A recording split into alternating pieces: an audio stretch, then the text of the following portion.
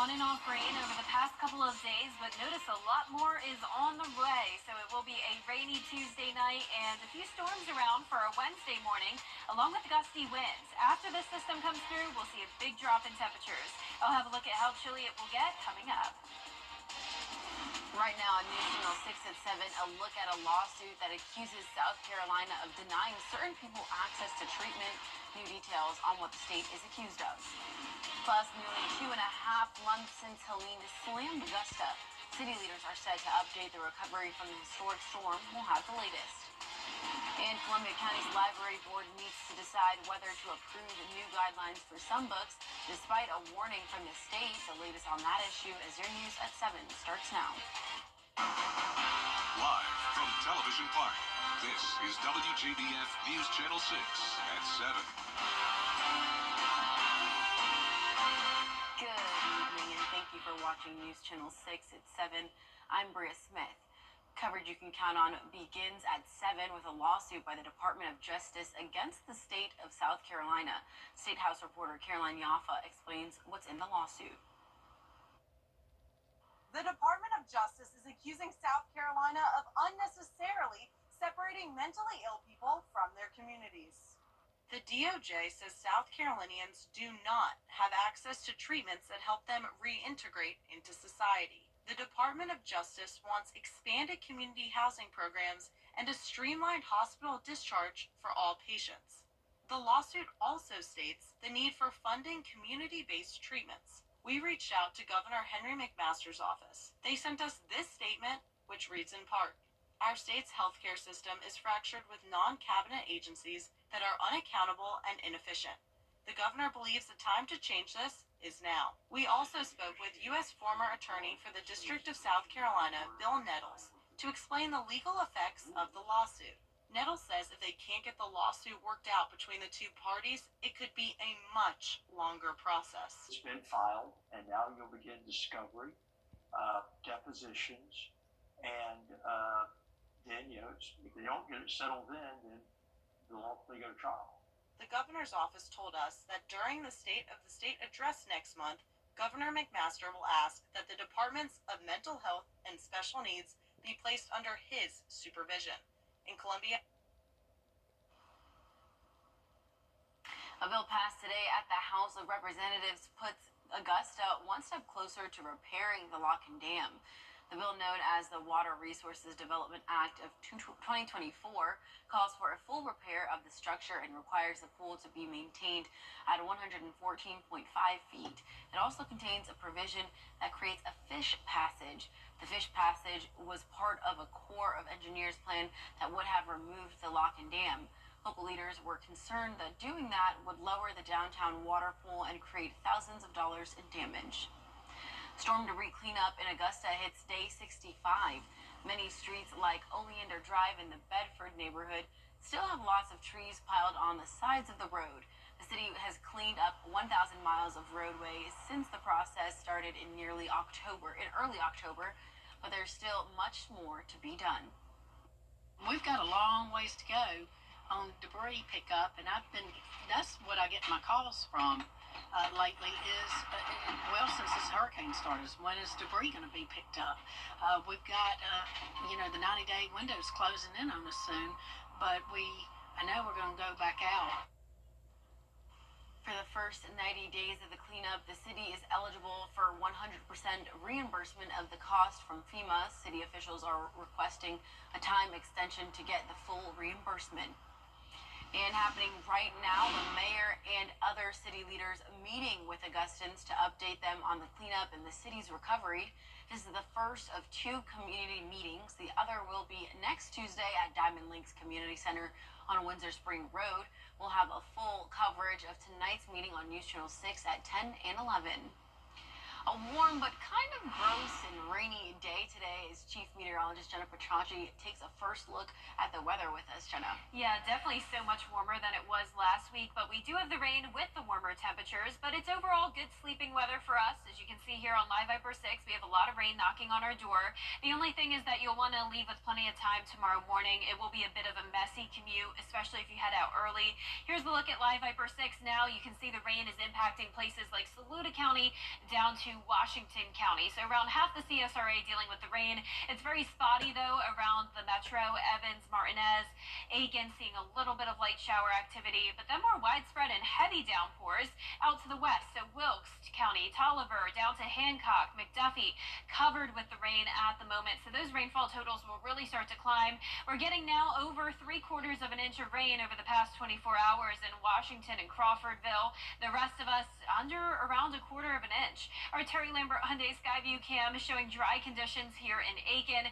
Our temperature today made it all the way to 70 degrees, so it's definitely well above normal for this time of the year. Our low was a whole 20 degrees above normal, 58 this morning, and it will be even warmer than that tonight. So right now our temperatures are in the low to mid 60s, and they're really not going to fall down too much further than this. So at the lowest, we'll see around 62 degrees tomorrow morning. Dew points also around 62 degrees, so enough moisture around to allow us to see some of those heavier downpours tonight. Winds are coming in from the south, sustained up to around 5 to 10 miles per hour, and occasionally seeing gusts up to around 20 to even 24 there in Crawfordville. So tomorrow morning, 62 degrees at the 8 o'clock hour, and then after that, our temperatures are actually going to cool down rather than warm up. So it's kind of like our highs and lows are flip-flopped for our Wednesday. Notice I'm going with a high of 64 on Wednesday, but really we'll be at that high early in the morning, and then we're going all the way down to 31 degrees Thursday morning, but the sunshine will be back. Coming up, I'll have a look at your future cast and everything you can expect over the next 10 days to come. But back to you, Bria. Thank you, Jenna. A controversial plan to move some books in the Columbia County Library from the young adult or teen sections to the adult section is moving forward, but some say that plan is nothing more than censorship. Take a look. I think that every book should be in the library, but I think that every book should be in the correct location at the library. They're fairly ridiculous. As was addressed in the meeting, they moved most of the young adult human body section. These are science books that they moved to the adult section. The plan was approved Tuesday morning in a meeting of the Greater Clarksville Regional Library Board at the Columbia County Library. We had a good, diverse group of folks that were able to express their diverse opinions, and it's democracy in work. Those in favor of moving the guidelines forward say certain books show explicit text and images disclosing sexual and pornographic content and can be inappropriate for children. I think exposing our children too early to mature content has detrimental effects on them developmentally. Others believe that books don't have the capability of influencing a child's thoughts or beliefs. They're trying to restrict and relocate books by content, which is blatantly unconstitutional. They're using words in their guidelines, and they're trying to justify it based on something similar to the way movies or television shows are rated. We used to love taking our children to the library. I'm here for the library to vote no on adopting these guidelines. I think that the guidelines were important to put into place, and this is not about book banning, and it's not about censorship. It's about safeguarding our children, and that's what needed to be done. They specifically want books they don't like that have anything to do with human sexuality, specifically LGBTQ community, in the adult section so that kids won't see it because, I don't know, maybe they think a book will make a kid gay. I've never seen that happen. An arrest after a hit and run left a cyclist dead in Augusta. Anthony Way charged with homicide by vehicle and DUI. This comes after police say Way hit a bicyclist at the intersection of Milledgeville and Murphy Roads in Augusta. That victim, identified as Malcolm Kelly, was pronounced dead at the scene. Way is being held at the Webster Detention Center. Demolition continues on the old James Brown Arena. Coliseum Authority members meeting today to talk about the progress of that project. The arena is being demolished to make way for a new state-of-the-art 10,000-seat arena. They say the project remains on schedule. There's a big hole there. It's going to be a big hole because of the downstairs part of it. So once it's torn up and everything is moved away, then we've got to bring dirt back in to get it back up to grade. The good thing about the new arena that it will be on grade just like the Bill. You'll walk right in. You don't have to go up or down. So that's the great thing. And so we're looking forward to having that done. The new arena will have 10,000 seats and is budgeted to have ice. We will continue to keep you updated on the project's progress. Still ahead on News Channel 6 at 7, the latest on the suspect charged with murdering United Healthcare's CEO. What we're learning about him coming up next. What's up, Georgia? I'm John. A rainy Tuesday night on tap with a few storms tomorrow morning and gusty winds. Once the system clears, we'll have a big drop in temperatures on Thursday. I'll have a look at your full Viper 6 forecast when we return. I'm attorney. 30 on News Channel 6. Now, your most accurate forecast with WJBF Live Viper 6. Welcome back. Yesterday I had a super fun school visit over at Grace Child Development Center in North Augusta. This is my second year in a row visiting the 4K and 5K kids. So these are 4 and 5-year-olds, right? And they were super smart. I was extremely impressed. For the first time, I decided to let the little ones come up and try to give the 4-day forecast, and you can see one of them doing it here. They all did an amazing job. I was truly blown away. And they also asked some really impressive questions like, how do I build my forecast? They wanted to know a lot about the weather, and I definitely think they will all have a very, very bright future, and maybe we'll have some future meteorologists in that group. But right now on Live Viper 6, we are tracking rain, some heavier downpours here and there from McCormick County down to around Washington County. But we also have a lot more rain to come. So notice all the way throughout central Georgia down to the Gulf Coast, there's rain and even a few thunderstorms in here. But for the most part, it will be a messy rain for us tonight, a few thunderstorms tomorrow morning. It's dry right now as we take a look at our Terry Lambert Hyundai Skyview cam outside the station. We're sitting at 65 degrees, southeast winds of 7 miles per hour, dew point of 61, and around the CSRA, low to mid 60s, and our temperatures are pretty much going to stay this way as we head into the overnight hours. So we're warmer because of the warm front to the north of us. Then we have a cold front coming in from the west, and that will bring the colder temperatures by Thursday morning. It's also going to bring us some very gusty winds, up to 35 miles per hour at times, west winds sustained up to 20 miles per hour, and a pretty long time period here. So pretty much throughout the entire day on Wednesday, it will be windy. And pay attention to this day planner because it's not your typical day planner. We're starting out in the low 60s, and instead of warming up, we're actually cooling down. So low 50s by 2 p.m., upper 40s by the 5 o'clock hour, and you can see the skies will start to clear. Now, we do have the chance of some strong to severe storms. It's just a marginal risk, though, for Wednesday morning. The main threat of severe weather will be all the way up towards the North Carolina coastline. Our bigger concern is the flooding, but even that is still a pretty low threat. A slight risk here of excessive rainfall for our northern and western counties. You can already see there on our radar that we're starting to see that rain mount to around an inch there in some of our northwestern counties. And as we go into the overnight hours tonight, that'll be the area that gets hit with the most rain. Eventually, as we head to around 6 o'clock in the morning, the entire CSRA will get some rain. So definitely a messy commute tomorrow morning. Leave with plenty of time and just be aware of some thunder and lightning along with those gusty winds. We will be drying out though by 2 o'clock in the afternoon. Rainfall totals mostly up to around 1.5 inches, but some places up to around 3, maybe even 3.5 inches. Then a 30+ degree drop off as we head into Thursday and Friday morning. We'll be back to below freezing conditions. Mostly cloudy and over the weekend, 20% chance of rain on Sunday, and warming back up into next week. And we'll be right back. Right now, customer service. Comedian Jamie Foxx is breaking out of this silence after his medical episode that nearly took his life. Eva Pilgrim has the story. I was fighting for my life, but I'm here in front of you. This morning, Jamie Foxx opening up for the first time about the mysterious health crisis that put him in the hospital for more than 20 days. The doctor giving his sister the bad news. He told my sister some horrible news about her big brother. He said he's having a brain bleed that's led to a stroke. In April 2023, Jamie Foxx was hospitalized in Atlanta after an unknown medical complication. He and his family sharing few details at the time, only saying it started with a bad headache. So I asked my boy, I said, listen, I need a aspirin. Before I could get the aspirin, I went out. I don't remember 20 20 days. But now, in his just-released Netflix stand-up special, What Had Happened was, the comedian manages to find the humor about that dark time. I said I couldn't walk, but look at me now.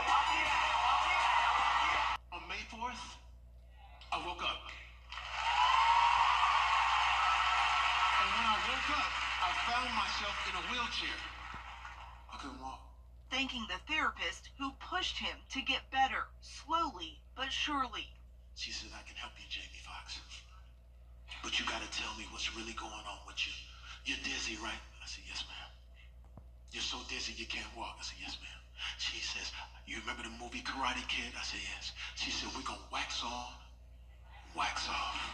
Fox recorded the special this past October while doing 3 live stand-up shows in Atlanta. I ain't been on stage officially in like 18 years, but you know, Atlanta made it feel like, man, I ain't lost a step. Now Fox saying it was the strength of God and his family that helped him through. I always dreamed that we'd perform together on stage one day. Who played by his bedside when his health was the worst. And his motto through it all? If I can stay funny, I can stay alive. Coming up next, a fresh look at what an ancient ruler may have looked like. We'll explain when News Channel 6 and 7 returns.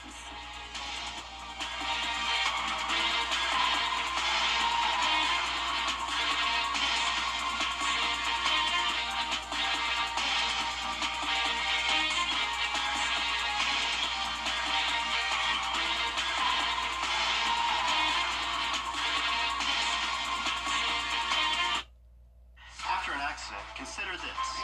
Insurance companies track the results of law firms. They know which ones ignore lowball offers and file lawsuits, and which ones have never seen the inside of a courtroom. If your lawyer has a reputation for settling cheap, what kind of offer do you think you'll get?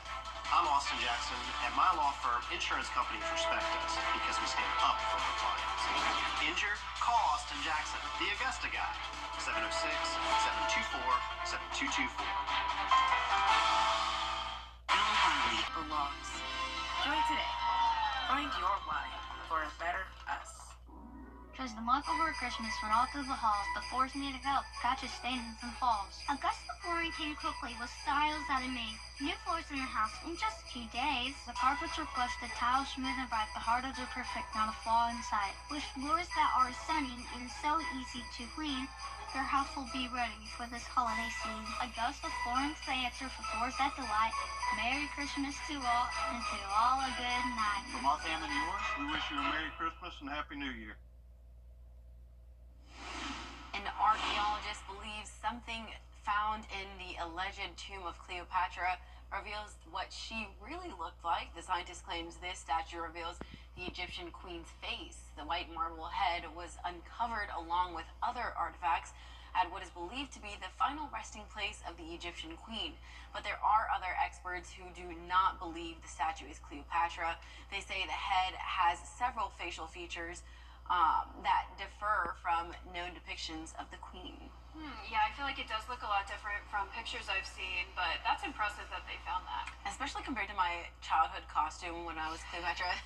Not at all what I depicted. Yeah, I feel like we definitely have the wrong idea, though. I wouldn't be surprised if that one's correct. Right. Well, our 10-day forecast showing rain and storms for Wednesday morning. It's also going to be very windy. Temperatures starting out at around 62 degrees. That's pretty much what our high will be throughout the day. Once again, we'll be in the 40s by the time the sun is setting. 31 going into Thursday morning, a nice sunny and dry day. Mostly cloudy over the weekend, a few showers around, and then next week we're going back into the upper 60s. Such a roller coaster of weather. It really is. Alrighty, well, we'll see you again at 10 on MeTV. We're always with you at WJBF.com. Entertainment Tonight is next.